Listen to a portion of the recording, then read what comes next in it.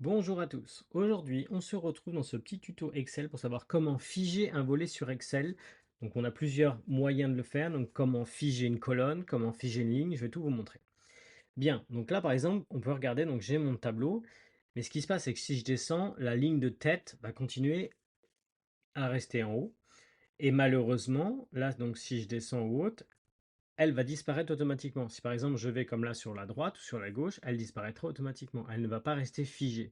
Donc le but, c'est que justement, je vais vous montrer comment faire pour figer cette ligne, donc la ligne numéro 1, et faire en sorte de toujours avoir un visuel dessus. Bien. Alors, on va aller dans la partie affichage en haut. Donc voilà, on clique dessus et donc on va chercher figer les volets. Voilà, cette partie-là. Donc là, quand on ouvre cette partie, quand on clique dessus, il va nous proposer de figer les volets, figer la ligne supérieure ou figer la première colonne. Donc là, par exemple, je vais figer la ligne supérieure. Et donc là, maintenant, ça a normalement figé la ligne 1. Si je me mets à descendre, donc là, attendez, voilà, je descends, vous voyez, ma ligne 1 reste figée. Bien, c'est exactement ce que je voulais faire. Maintenant, je vais vous montrer comment retirer justement ce blocage. Donc, on peut très bien repartir dessus et là, on clique sur libérer le volet. Et donc là, ça a automatiquement libéré la ligne 1. Maintenant, je vais essayer. Donc là, vous voyez, si je pars sur le côté droit, il n'y a rien qui se passe. Ma colonne A, par exemple, n'est pas figée. Dans ce cas-là, je retourne pareil sur figer le volet et là, à ce moment-là, je vais sélectionner figer la première colonne.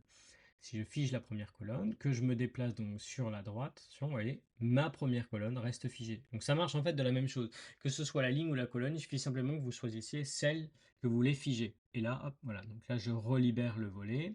Et à ce moment-là, toutes mes frises sont automatiquement arrêtées.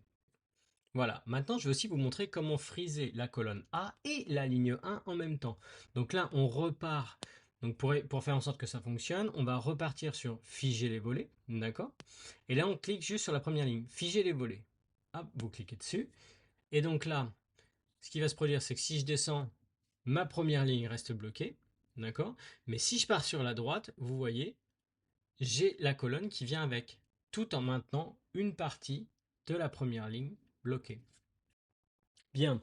Maintenant, je vais aussi vous montrer comment faire si on veut sélectionner, enfin friser plusieurs colonnes. Donc par exemple, là, je voudrais que ma colonne A et B soient frisées. Eh bien, je vais sélectionner toute ma colonne C.